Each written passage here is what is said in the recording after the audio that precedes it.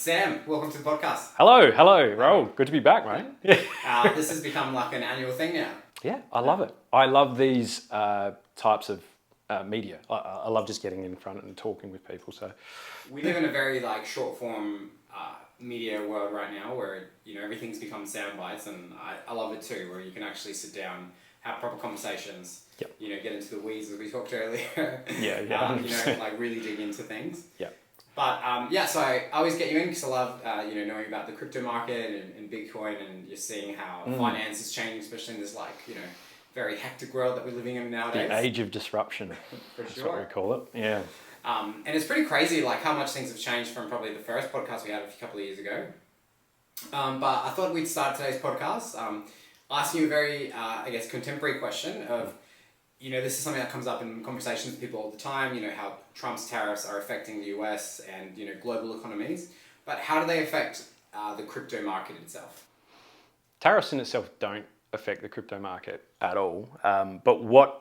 So my role partly is macroeconomics and looking at the big picture and seeing how it all fits together in like a big puzzle. And then looking back, or taking that, extrapolating, then going, okay, well, how does this actually affect investors? And really, the tariffs, the only thing that we were concerned about around the tariffs, I could dive in and explain kind of what I think they do and what the driver behind them was, which I think was actually quite good, and now we're sort of working through it. But the negative for investors at the time, and still is the headline shock. So when Trump came out and held up this giant billboard of here's all the tariffs we're going to hit all the countries with, markets freaking hated that. And markets hate uncertainty, and they didn't know that was coming. They knew Trump was going to do some tariffs, they knew he was going to negotiate with different nations and different countries.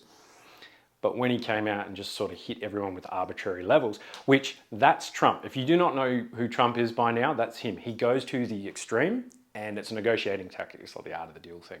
Goes to the extreme and then gets everyone to come to him in an oh shit shock moment and go, okay, how do we get these lower? How can we be more competitive? Because the United States is the biggest economy in the world, and they control and drive a lot of the economic movement back and forth because they have the whip hand, and they also control the largest military in the world and also the global reserve currency.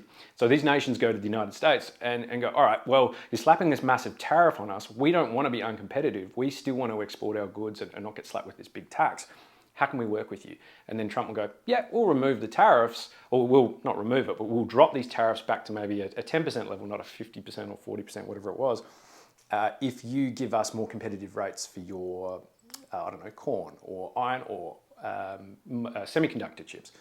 So where it could come, and the shock was really imminent and fast, and markets reacted really hard. And I know the boomers were freaking out. A lot of the Australian boomers hate Trump, and they were like, "Whoa, my superannuation's down," all this kind of stuff. And I'm kind of like giggling to myself, like, "Oh, poor you. I mean, you're going to have to deal with a 10% drawdown, every now and then, guys. Come on, it's still up and to the right." But that was the overriding thing with the tariffs. It was like a short-term shock absorber that the market had to go, oh, okay, this is a new paradigm. The tariff system hasn't been around for quite a long time. There are still tariffs in place, and let's be honest, Biden kept tariffs that Trump instigated in the previous administration, and they worked, so they kept them. So tariffs can work.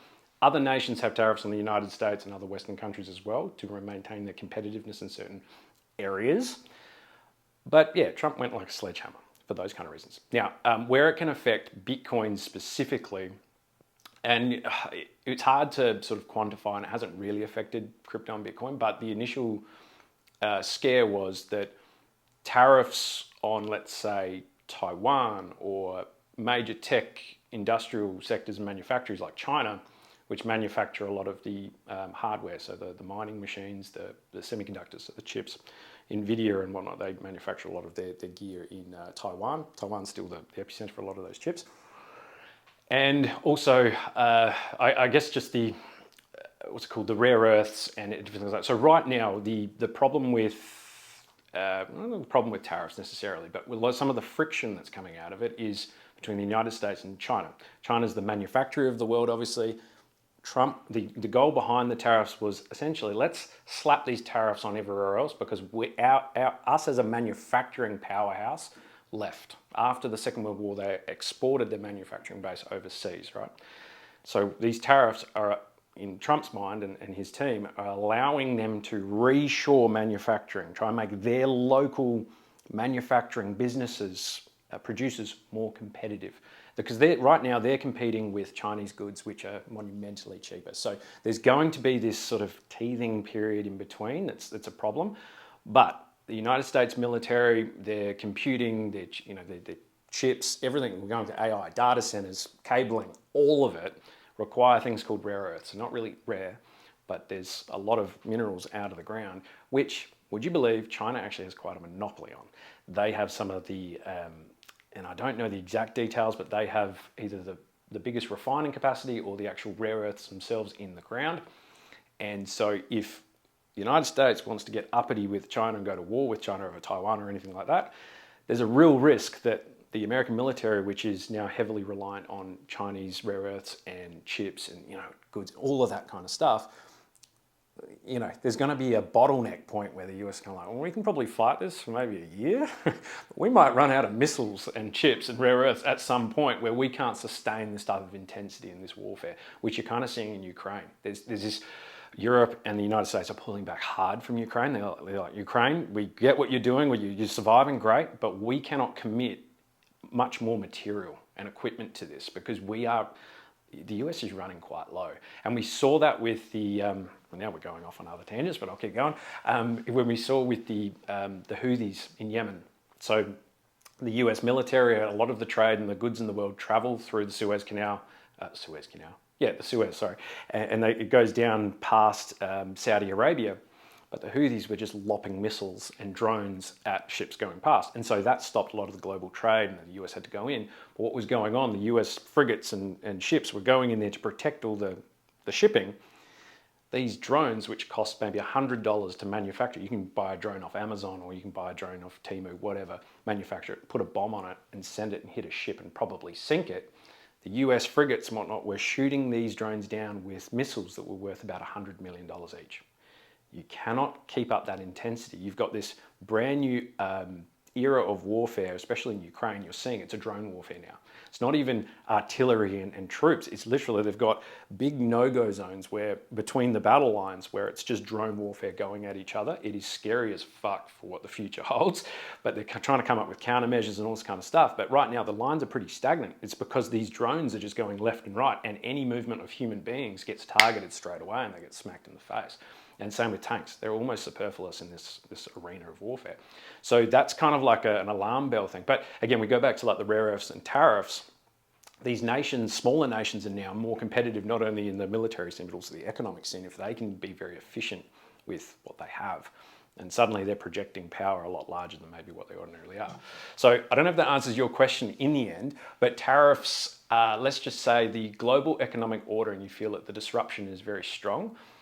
We haven't seen this type of rejigging of that global order since World War II. So it's uncomfortable, it's turning, but the world doesn't end. It's just the US going, yeah, if this keeps going for another 20 years, our middle class is gone because we won't have middle class jobs in manufacturing and production. If we ever get into a war with China, we're fucked because we cannot manufacture basic goods, pharmaceuticals, chips, all this kind of stuff. So, and the US is still very, very strong and they're doing their very best to pivot back, but I don't know how effective that's going to be in the end. But yeah, tariffs. How does the introduction of AI, which I'm assuming to some degree, like lots of these centers need those chips to operate, would I be correct in that? Correct. AI is the most disruptive technology we have seen in our lifetimes, and it is just getting started. Like honestly, it's going to completely remake the world.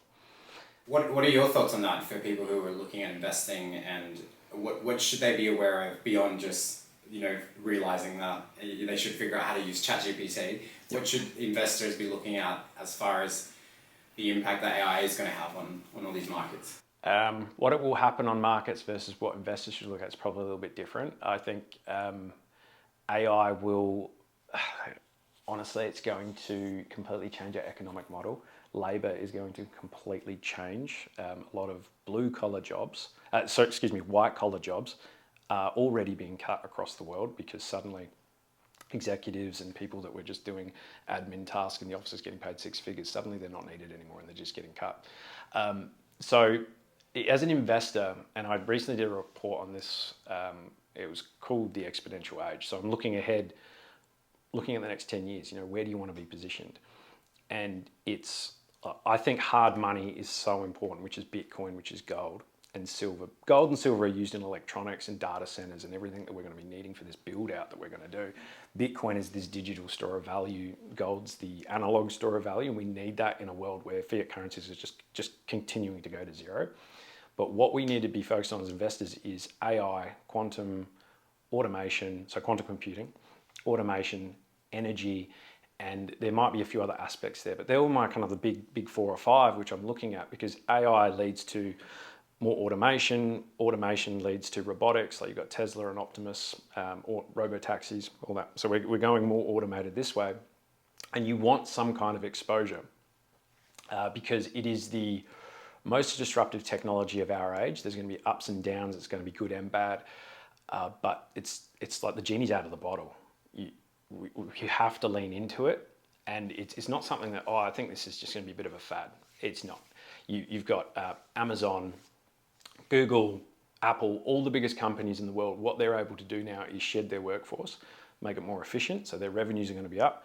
If you buy these shares and these stocks, and I'm looking at ETFs mostly, which kind of put a lot of these the main market leaders in a bucket, and you also get exposure to the new ones coming up. That's where I'm kind of looking. I want some exposure.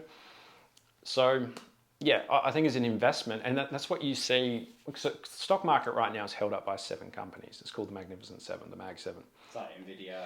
Yeah, Apple, Google. Yeah. And what's their major drivers right now? What's driving this major move up? Well, I would argue it's debasement is part of it, but 2 is because the market is so heavily geared to what's the big trend? Where does this money where does this money go to make the most bang for its buck? It's AI. So all these big companies, Nvidia, they make the data center chips, the semiconductors for AI and this build out. Google has its own sort of hinge on it. Tesla is another one which has the robotics angle, and there's quantum computing tangle in there. But these big companies, what they're doing is, it's called CapEx, capital expenditure.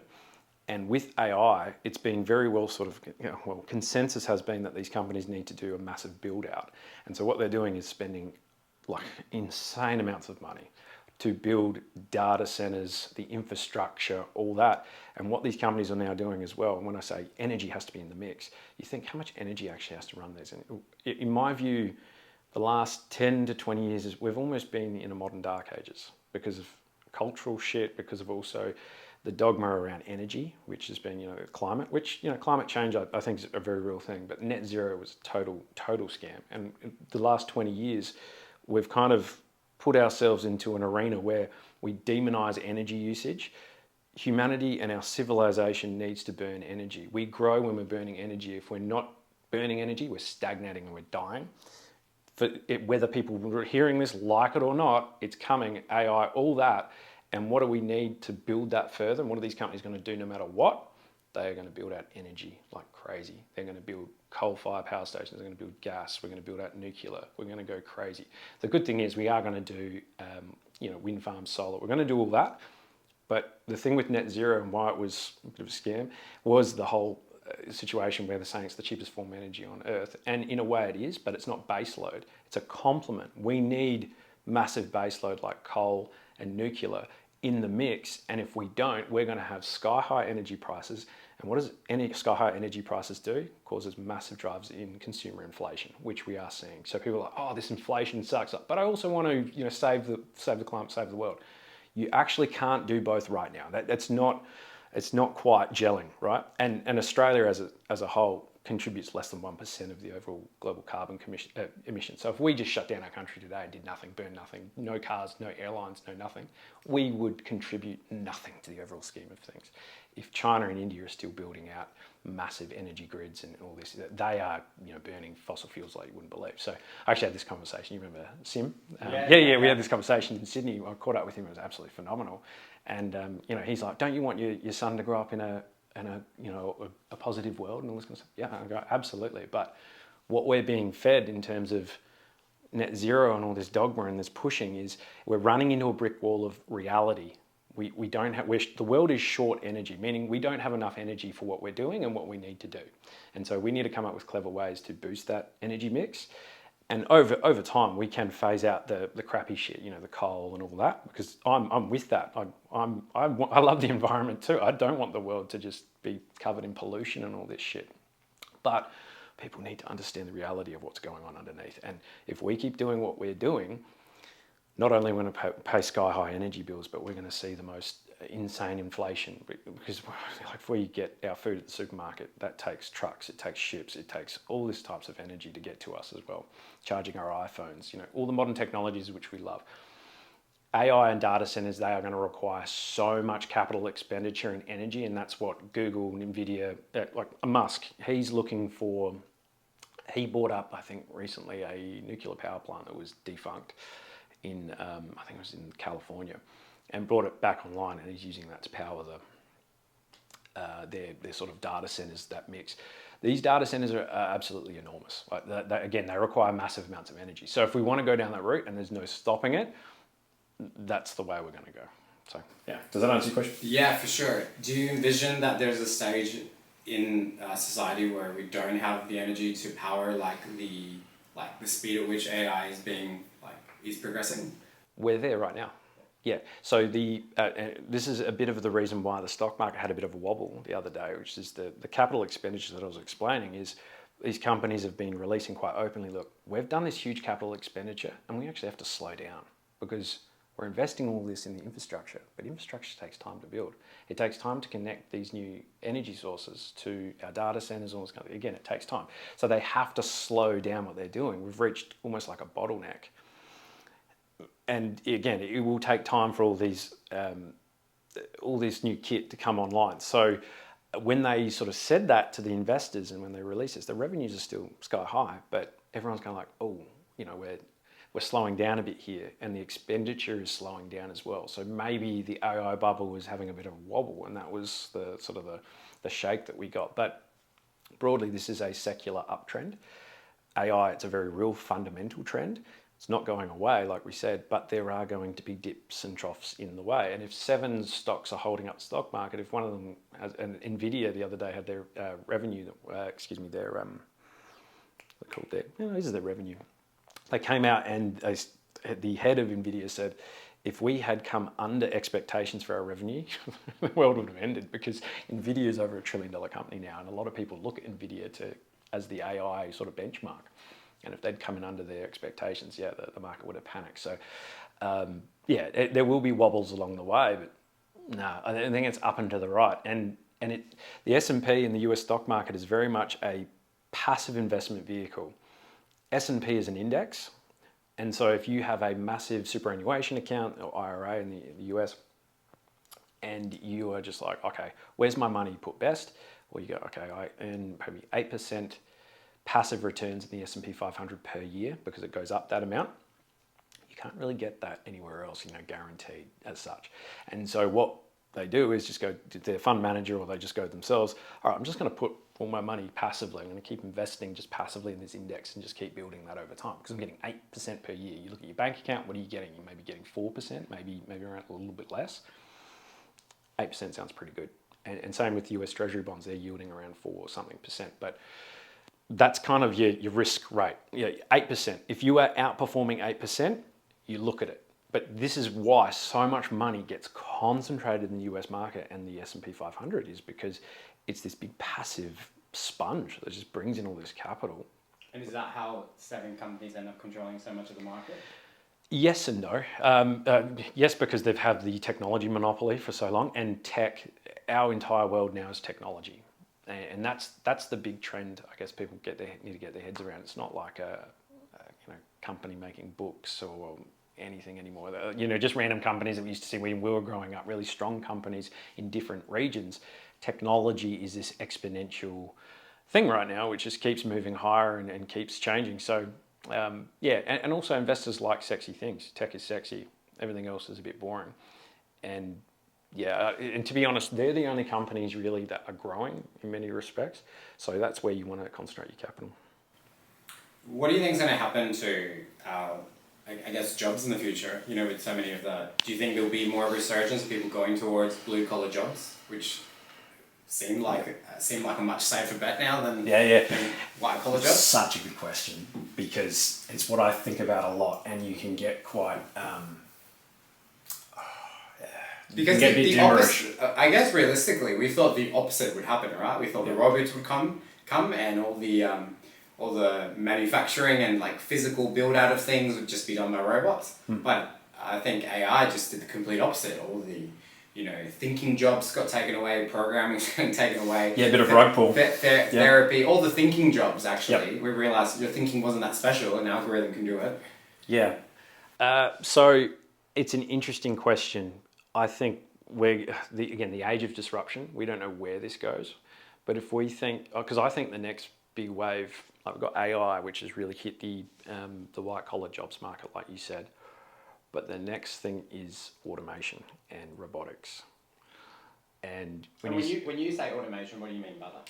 I mean, if you go to a warehouse manufacturer, or let's say Amazon, right? One of the biggest companies in the world. They have warehouses all over the globe. They have massive employee bases, forklift drivers, delivery drivers, moving the boxes around, the logistics, right? Automation would be, you've got a warehouse, there's a machine that moves boxes around, moves them into the trucks, forklifts, all that. And then you might have Optimus robots from Tesla that don't need work breaks, they don't sleep. They don't need pay. They just pay for the robot, and then they start moving stuff around. And then you've got Tesla's robo-taxis that are coming, which are automated, driverless cars for Uber, which Uber's going to be disrupted now again, and taxis further. But you think delivery drivers, freight, all that, you're going to remove humans from the process by about 80%, that kind of region. That's probably on the extreme end currently, but I think we're going to see in the next 2 years, we're going to see robo-taxis come in, and then it's going to accelerate because companies will see their bottom line and go, all right, I can buy this robot one-off, can charge it every night or once a week or whatever it is. Suddenly I can clip 10 workers at 60 grand that I'm paying them per annum. They require work days, sick days, holiday leave, all that, which is sad. But when you think about, okay, the interim, the blue collar jobs are going to get, those kind of jobs are going to get hit really hard, logistics. Where we will see probably a resurgence is jobs that that machines right now and AI cannot do better, and we can still do better. And it's the plumbers, the carpenters, all that. And robots may do that one day, but in the interim, it's fine. So I think trades is massive resurgence. We're short tradies everywhere, left and right. But yeah, logistics is going to be disrupted hugely. And I think it comes back to the companies. And you'll probably have some companies that go, look, we need to make some efficiency somewhere because we're uncompetitive versus these other people which are going, 90% robots. And because the Optimuses are like out of this world, and they're just going to get better. So fast food chains and all that. So those entry-level jobs for your kids aren't maybe going to be there.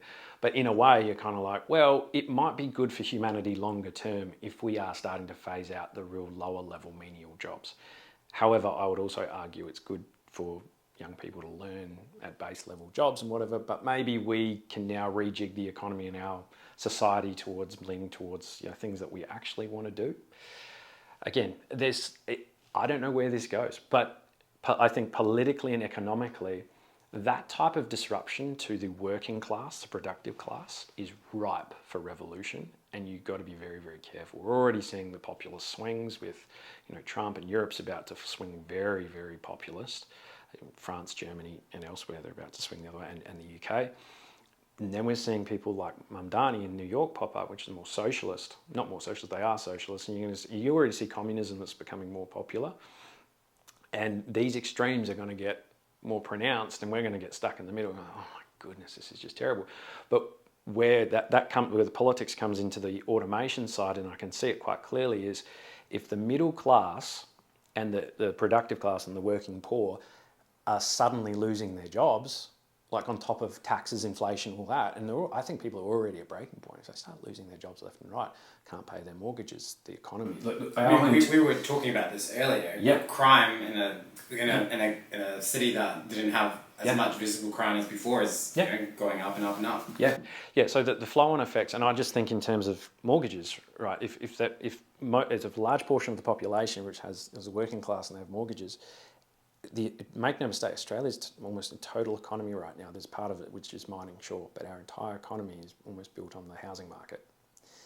And if a large portion of our population suddenly has to default on their mortgages or has to sell, the government then has to bail out the banks, which cuts our currency in half, which makes us less competitive. And it's a real big snowball from there and we go into a depression. I personally think the government won't allow that, so they will bail out the banks. They will try and hold everything together. They are trying to hold the housing market together via immigration right now as well. So there's that flow-on effect. And we also have to think about the direct stimulus that governments will have to do globally because of this disruption. If all these people are losing their jobs, this is where socialism comes in. And socialism is going to get incredibly popular, like we've seen in New York. A lot of the people voting for Mamdani and they like AOC and Bernie Sanders is they want to help plug the gaps with direct stimulus. They want to hand out checks to people, which means more money printing, which means ultimately more debasement. But in the short term, people are like, help me. I cannot get a job right now. Robots are doing all the basic stuff. I can't get the upper level stuff because I don't have the education, and also AI is doing it better than me. I mean, this is nuts. And so socialism is going to be very popular because people will look at this political candidate. He's promising to give me a universal basic income of $100,000 or something a year to live. And I think that is actually going to happen. I think and Elon Musk thinks the same thing, and I know Peter Thiel said it as well, who's a very famous tech investor. He said, the way we're going, there's really no way around subsidizing large portions of the population because they are going to get radical and violent at some point. And naturally, if I have a family and you're being priced out of the housing market, you can't live, everything's too expensive, you're going to probably do what you can to feed your kids. Like there comes a breaking point where people will have, and also people without kids and others, they feel that they have no upwards mobility in the economy and in this society and in the civilization. They're going to get violent, they're going to get quite radical, and they're going to take extreme measures. So, and it's not, I like that, and it's yes, you're wrong, it's just kind of read the tea leaves. That's where the macro is going. And so this could be I think it's going to be a very slow grind, but we've seen the last 10 years how much has actually changed. We've seen things like Uber, iPhones become the way they are, internet's changed, how we travel, like all of it. And you had COVID thrown in there. We've seen so much change, probably 100 years worth of change in 10 years. And this is what's called that fourth turning, which I often talk about, which is like this culmination of economic, political, cultural cycles all into one go, where we go through a really big trial. It's challenging. There's often a world war. Like it is a really big moment for the world. You get through it. We're in an age of prosperity, in my view. But this is that, that uncomfortable, disruptive phase where we don't know where it's going, but we just have to live our lives to the best we can, be good to people, and treat others as you would like to be treated, and be kind. You brought up the topic of immigration and how immigration holds up the housing market. That's a topic of debate here politically in Australia right now. What would happen if immigration was cut to the housing market? Great question. And I was thinking of it the other day as an investor, like a contrarian investor. I'm thinking to myself, okay, because I do want to buy a house myself. And I'm thinking, well, when would I want to ideally get in? Because right now it feels like you're just chasing. Like it doesn't matter when you get in, housing prices are going to go up. So you just feel, well, I better just buy now and pay whatever I can just to get my foot in the door. And that's what creates parabolic FOMO blow off tops in like crypto markets and other things. But this is a much longer sort of event. And so I'm thinking, well, if everyone is pinned one way in the direction of the markets, and this is where I found you can make the most money in markets, is when everyone's pinned and thinking one way, look the other direction, because that's where you can make a ton of money. Or give yourself maximum opportunity. And so if people are thinking like that, I think, okay, well, what are the conditions that would cause our housing market to crack? And I'm not saying crash, I'm saying crack, because I don't think our housing market can crash significantly for a long period of time because of the aspects I was saying before, the government has to rescue the housing market. But what would change that? Well, it would be a political change. Whereas right now, One Nation's surging in the polls. You've got also the Liberals that could not be less popular, but you've got someone like Hastie, which could assume the leadership, and he's been very vocal about cutting immigration and a few other aspects. And I'm not saying any politician will be able to win on a zero immigration platform, because I don't think zero immigration is good either. I think we need a sustainable, strategic, targeted immigration to come in and do some certain labour jobs, which Australians can't do. However, we're bringing in 1,600 people per day. It is completely unsustainable. And if anyone tells you it doesn't contribute to housing price inflation and rental inflation, they are kidding themselves, and they're in an echo chamber. The more demand you bring into a tight supply market, prices are going to continue to rise. It is basic economics. And so foreign buyers have been a really big, quote unquote, problem for the top end of the market, right? And when foreign buyers, like cashed up Chinese, Singaporeans and elsewhere, and people from wealthy nations come in and buy our higher end property, it forces people in that mid bracket to look lower or higher. And so they're searching lower, which pushes up those housing prices. It makes that area more competitive. So the prices have to rise. Everyone's focused down here because the wealthy people are just buying the top end and pushing that higher. So everyone's looking down, they're pushing that higher. And then you've got the immigration coming in, which mostly is going towards the rental market. And we know how difficult the rental market is and how prices keep going up.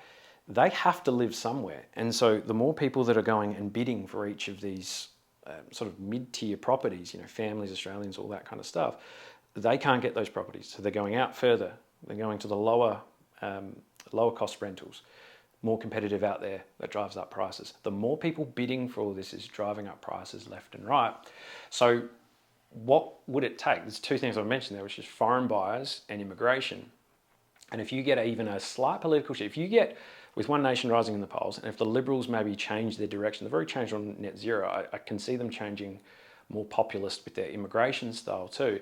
If Labor, who are currently in government, it's kind of a real politic thing where they go, look, we don't want to become these guys with their policies, but we have to do something now to try and safeguard our votes for the next election. And so they might look at it and go, right, 1,600 days totally unsustainable, we're going to put a pause on it for like a year or something. They're going to just pull it back. That will hold things together, but it'll be a signal to the market going, okay, they're going to put a stop on this immigration thing. They might also say something about foreign buyers, because if Labor don't do anything and the other parties become much more popular with their sort of anti-immigration rhetoric, then the housing market and these markets will try and price that in. People will start offloading now, going like, probably should sell because there's going to be a bit of a glut in the demand coming, which would cause the market to crack. And because I think we're already kind of teetering. Melbourne's housing prices are just, starting to really go down. Auctions are down in the east. The east has been massively overinflated because of foreign buyers and cashed up wealthy that are just buying all these properties. But Adelaide, you've got this overflow from the eastern states. Again, like we're talking about, people search lower.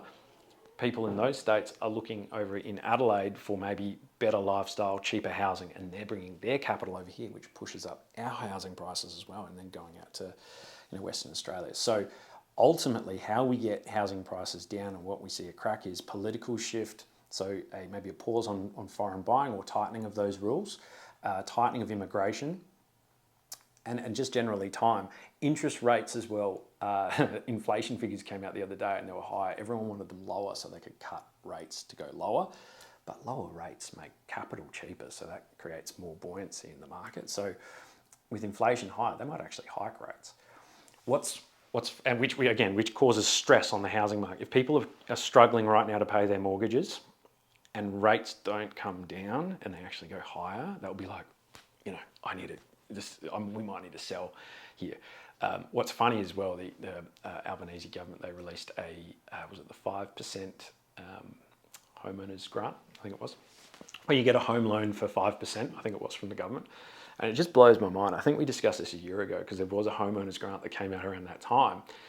And I was saying, this is ridiculous, because all this does is it puts more people into the bidding process. It just puts that So the 5% that people are borrowing, not only is it over leveraging themselves into a home loan that might be, just way too big for them to pay off over time, but it's also just shoving more people into the bidding process. You need to take care of the demand that's happening at the top. This might seem like an ignorant question, but if there was more construction, would that solve the issue? Yeah, supply, like I'm saying, supply and demand. Supply always helps.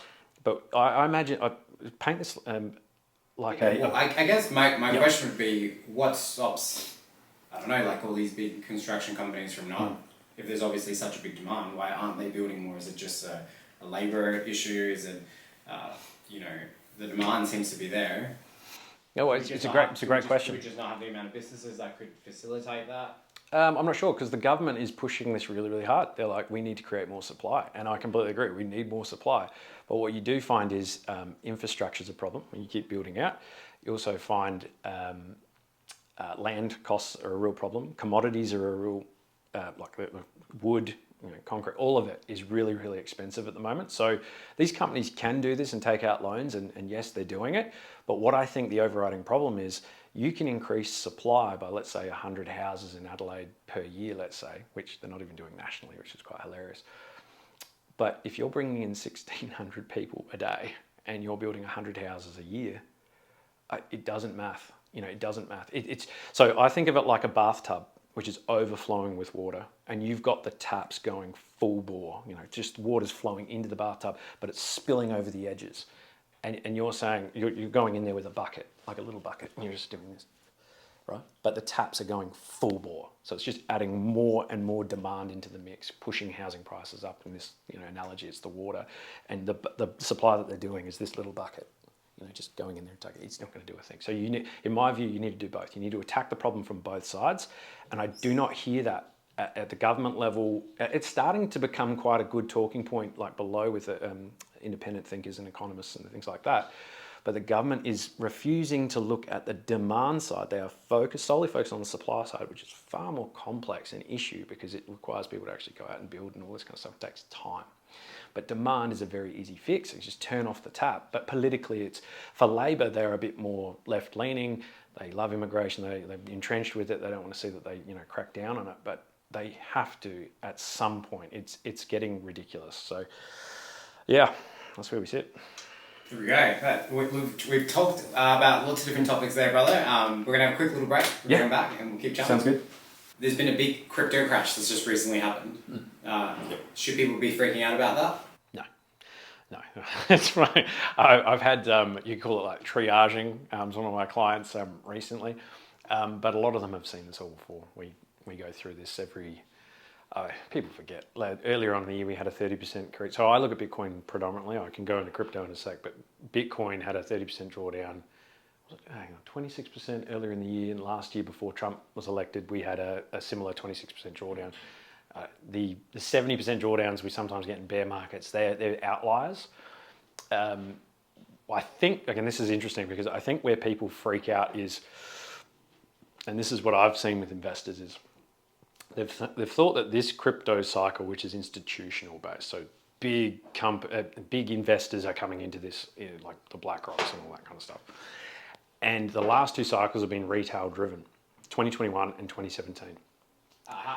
Go on. Yes. How is that different? Like when you say retail, what does that mean? Retail, like you and me, going out there and just buying going on a CoinSpot and buying a little portfolio. Whereas now big companies are investing into it. Yeah, so companies, when I say companies, I mean Bitcoin treasury companies. So you've got NASDAQ listed companies that are going out, like Strategy, I don't know if you heard of MicroStrategy, but they, with their extra revenues, they buy Bitcoin and put it on their balance sheet because they're seeing inflation. Debasement's running at around about 12%, 10 to 12%. So, and that's including CPI. Debasement means? So you're losing that amount of purchasing power every single year, which is why I'm so big on hard money, is that you see that inflation figure that we released in Australia the other day, which was I think 4% or maybe a little bit higher. People go, and they see that number fluctuate and people go, oh, inflation's up or down this month, fantastic. It's all bullshit. That not only is that number not reflective of what's going on, it doesn't include the bigger picture, which is every year in Australia alone, our monetary supply is expanded by about 8 to 9%. So that means we're losing 8 to 9% of our purchasing power of every dollar that we have in our pocket. So if you add that to CPI inflation, you get somewhere in the range of about 12%. You know, again, I'm sort of being highball with these figures. It's not completely right. But if you think about that, okay, so every 5 years, I'm losing 50% of my purchasing power. Now, people may be listening and watching this maybe go, well, that kind of now makes sense because I'm hearing inflation's going down or it's going up or it's moderating, things are getting better, all this kind of stuff. But really, 5 years ago, when I go to the grocery shop, when I go out and buy things, goods and services, you know, and even property's a great expression of monetary debasement here in Australia. Because no matter how much money you earn or how much you feel your wages go up, you seem to just be getting further and further back from the hurdle rate of the prices of these assets, right? So again, I'm a massive believer in where you can invest your money into productive assets. Like S&P 500, you get 8%. So inflation and debasement's running at maybe 12%. You're going to go, well, okay, I've covered 8% there. I just need to now figure out how do I make up the next 4% to give myself an even kill, man. So that's that side. What was your question? Because I lost my train of thought. The original question. Sorry. Brother, no, I'm going blank right now. What was the original question? Something about crypto crash, right? Yes, the crypto crash. Should people be freaking out about crashing now? No. So this, like I said, this is the institutional phase where you've got the Bitcoin treasury companies, you've got BlackRock's, Fidelity's, you've even got the United States government and sovereign nations buying Bitcoin and putting on their balance sheet. Like they are expressing that this is the digital store of value that we are looking for the future because there's only 21 million, it's becoming more popular. You've got gold as the other expression of that. And so with that institutional phase, you've got different buyers, bigger buyers, different time preferences as well. They're not like you and me or other people out there that might go, oh, I want to buy Fartcoin, or I want to, Fartcoin for like a big 10x, or, this kind of stuff. These are serious investors that just want to put a percentage on their balance sheet. So these drawdowns which you've seen, and this drawdown in Bitcoin was, I don't know how versed people are in the plumbing of crypto and Bitcoin, but there's a few exchanges that have a lot of power, Binance and others. And there has been sustained selling from OG wallet holders. So if we think back to the origins of Bitcoin back in the day when it was first being mined, there's a lot of people with massive wallets of Bitcoin. There's a bit of a concentration there. But what we're seeing at the moment is this is the first time in Bitcoin's history with this institutional phase and the new volumes and the liquidity that's suddenly available in the markets where these big holders can sell their Bitcoin suddenly on the market without maybe massively moving the price. They can suddenly do that. And this cohort, this demographic is in their 40s or 50s, and they probably have their wife on their shoulder going, let's live our lives. Let's go out and we're billionaires, but you're not selling this asset that you managed to. You got really lucky at the beginning, and so that's what we're seeing. We're actually seeing a lot of OG wallet holders come onto the scene, and they're selling maybe half their wallet, or they're selling the whole thing. And this is realizing billions of dollars for them, to go on and live their best life. But most of these OG wallet holders are selling a portion of it and keeping the rest, So that we're seeing a bit of that. There also was a bit of a leverage systemic issue with one of the exchanges, which I mentioned. And it was like this perfect storm. But we're watching the flows come in for the institutions, and they're buying this up really, really hard. And the last two cycles, going back to that, we're retail driven. This is institutional driven. And there's this sort of thesis, and we've talked about it last time, that Bitcoin cycles and crypto cycles were 4-year based. Every 4 years we'd have this massive parabolic boom, and you'd hear it every now and then you go, oh, people are talking about that crypto thing again. And you look at the price and go, far out, everyone's getting rich again. And then you look maybe a year later and go, oh, bear market's low, I don't want to think about that again. So there was kind of these 4-year runs. And that was all driven on liquidity cycles, and also the Bitcoin miners. When they were maybe flushed with cash because of all their mining earlier on in the cycle, they got towards the end of the big move and they go, yeah, we're in a lot of profit here. Let's sell a lot of what we got, slowly draw this down. And that's what would cause sort of this overwhelm of new buyers. Sellers would just overwhelm, and then we'd do a big correction. But right now we have big institutions buying this, and again they're hitting the tape really, really hard, and just every dip we get they're just buying hard. So the lower this goes, fantastic. But what I'm trying to get to is we're in uncharted territory with Bitcoin, and I think what we're seeing at the moment is, and this was a lot about the conference that I went to recently, we were just having a chat about this, was we're really trying to shed the 4-year cycle narrative, because 4-year cycle, the miners don't have an outside say on the market anymore. Now this is pure liquidity driven flows and adoption. So if we think Bitcoin is going to be higher, if we think it's going to be adopted more, if we think we've never needed Bitcoin more, which is decentralized money, uncensorable, 21 million, so cap supply. If we think that that is somehow less valuable right now, sell it. But if we think in the next 5-10 years that is going to get progressively more valuable in the age of disruption and political upheaval and censorship, this is just going high. This is just the start. And I think if we see a rally into next year, 2026, which is normally the bear market year, if we start to see that shift, this spell of the 4-year cycle's gone. Now, crypto is a different beast. Like I said, this is an institutional bid on Bitcoin. This is an institutional cycle. And unfortunately for all the altcoins are outside of Ethereum. So Ethereum's another institutional asset which did get adopted quite heavily this year with flows through the ETF in the United States. Crypto as a whole didn't have any of that. And retail has largely not been present for 2 years since FTX blew up. I don't know if you remember hearing about FTX yet. So that blew up. Retail lost so much money. Crypto got a pretty bad name, pretty bad brush. This is where crypto's at. It is highly speculative, early tech, which 90% of it probably goes to zero over time. There's going to be some massive winners in there though. And the product market fit of crypto is actually, ironically right now, stable coins, which are US dollars, which are put on blockchain rails and then dispersed globally. Because ultimately, if you're living in a nation, I guess in South America and Africa, in those types of regions, they are interested in Bitcoin. However, the immediate want for those people is to have a currency that is immediately exchangeable, where they can just hold some kind of short-term value, and that's US dollars.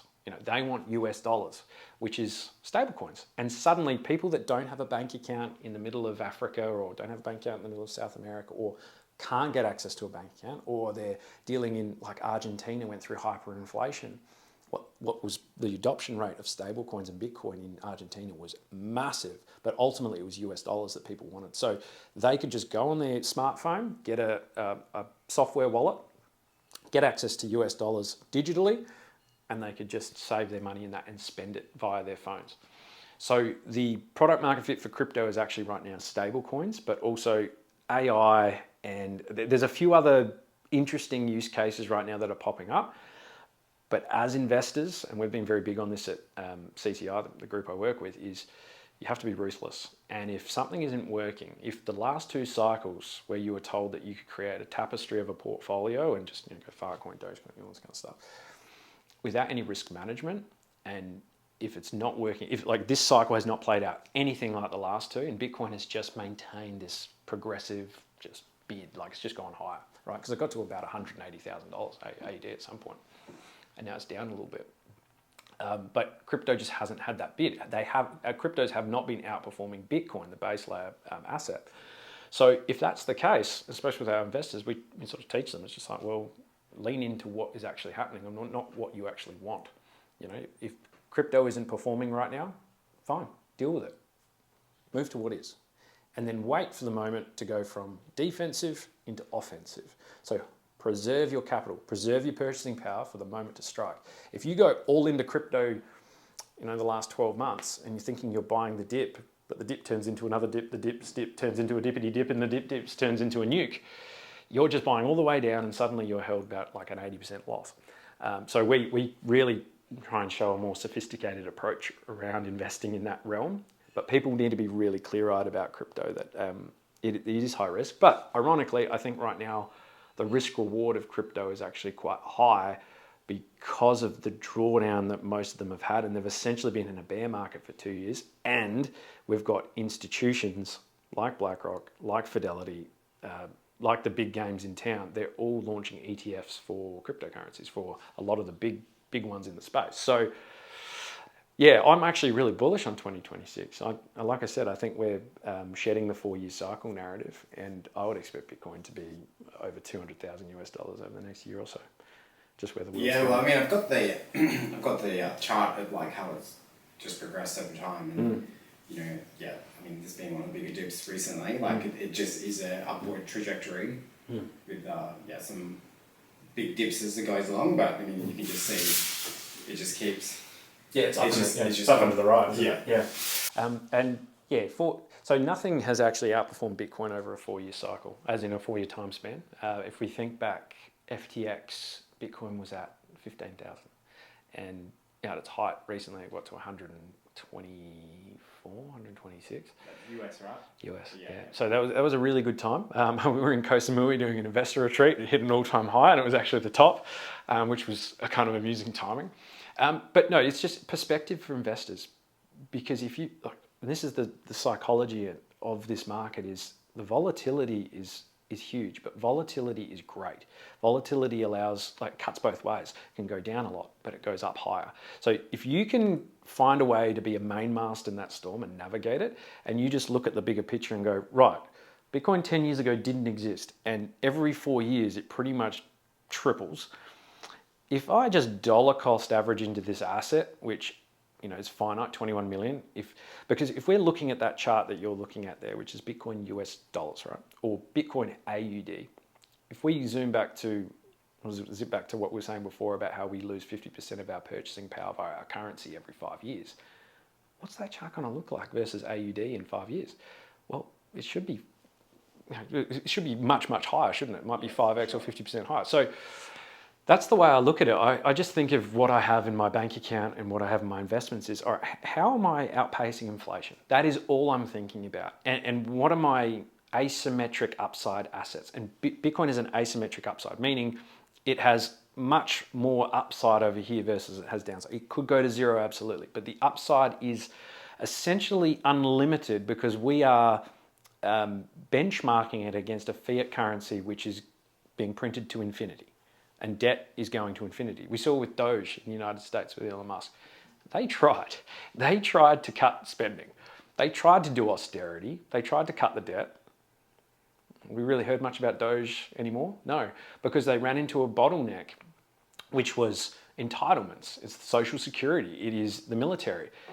You can't cut any of that stuff. Like, they could cut the military a little bit potentially, but how... That's politically suicide in the US, because you're also facing new adversaries there's a war going on in Europe.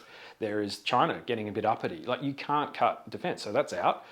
Social security, no, we've got an aging population, aging demographic, and this is what actually leads to more deflation as well, is aging demographics and productivity issues, which is why automation's coming in as well. It's because we've got a lot less young people.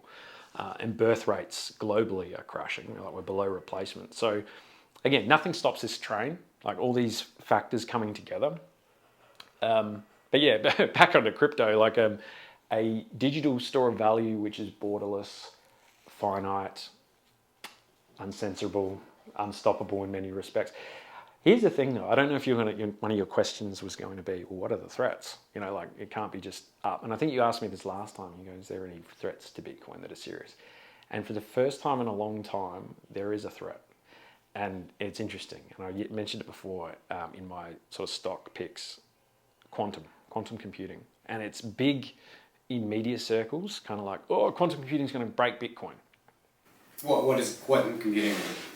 I'm not the exact definition, but... Is that the use of quantum computers, like computers that can process things much faster? Yeah, so quantum computing, so we have our current computers. Quantum computing is like an exponential leap in terms of processing power. Like, it can solve problems that would take normally, 10,000 years in an hour or something. Like, is that because it could mine Bitcoin faster? Or? No, the great thing about Bitcoin is there's a difficulty adjustment, which the faster you mine doesn't mean the more Bitcoin you mine. There's, if Bitcoin's being mined at a faster rate, there's an adjustment at, say, the end of a certain time. I think it's every month, or the end of a certain amount of blocks, which it adjusts the difficulty. So if there's more computing power, all this kind of stuff, people are like, yeah, I'm going to mine all this Bitcoin.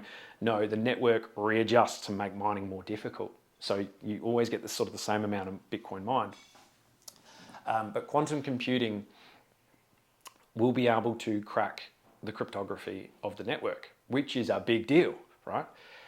But it's not, systemic, as in there is always an out. Meaning, like, what made it special in the sense that it's, like, untraceable and things like that, it would solve that? Is that what you mean by cracking the...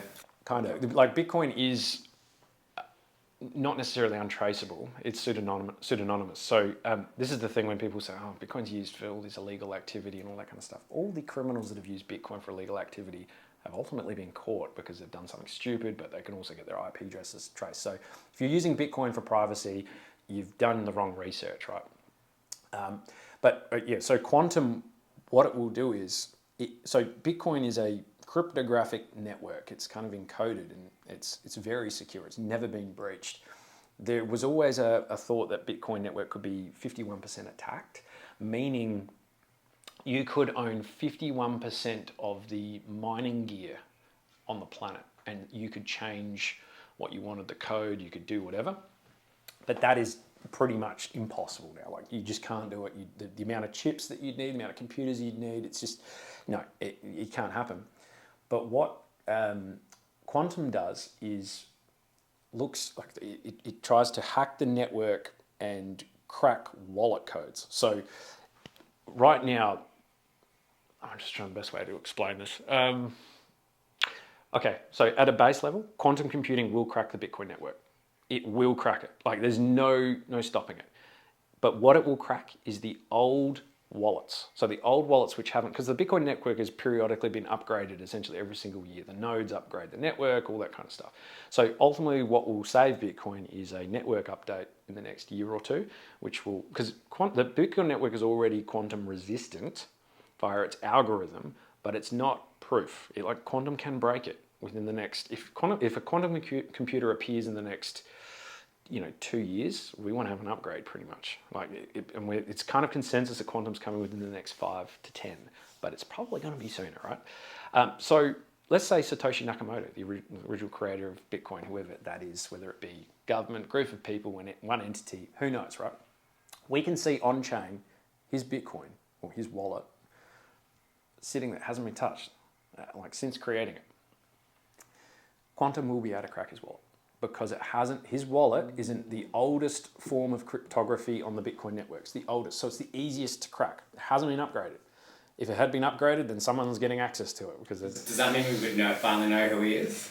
No, it won't mean we'll know who he is. It will just mean that there'll be almost like a space race of China, America, private companies. There'll be a space race to get the first quantum computer, because they will want to crack Satoshi's wallet and take his Bitcoin and release it back on the market. So no matter what, I can't remember the exact amount of Bitcoin it was, but I think it was probably, back in the day, it was about a third of the Bitcoin out there. Now it's probably about a million Bitcoin, which is a lot, don't get me wrong. And is quantum computing different than like AI superintelligence?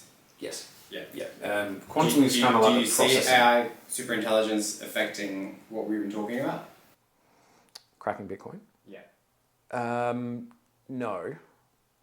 Like, AI is openly, if you ask AI now what's the hardest money on the planet, it's Bitcoin. That it actually wants to use Bitcoin when you talk about processing and all this kind of stuff. Quantum computing is like processing. It's kind of like cracking wallets and all this kind of stuff. So there is a certain amount of the Bitcoin network. So there's 21 million Bitcoin, right, that's ever been created. But like we were just talking about Satoshi's coins, say 1 million, that hasn't actually come back out into circulation. It's been sitting off to the side. And there's all these other Bitcoin that have been lost over time. It's probably about a third, so about 18 or 17 million is kind of the widely held view of how many Bitcoin are actually out there, like in circulation. The rest are lost, gone, Satoshi's wallets, right? All 21 million at some point will come back online because of quantum. Quantum will crack those wallets. So there'll be space races, there'll be hackathons, there'll be like competitions to try and crack those wallets to get that Bitcoin so they can sell it or have it, whatnot. So that's the biggest threat to Bitcoin. And the biggest threat to Bitcoin overall is what if the network doesn't upgrade? What if we don't upgrade in time? And I'm talking with a very serious guy. He's actually Australian, Charles Edwards. He's huge on the quantum situation for Bitcoin, and it's been really, really good to pick his brains. And he's concerned if we don't upgrade in the next 2 years yet, there'll be a really big problem. But most people I talk to think it's fine. Like, we will get there.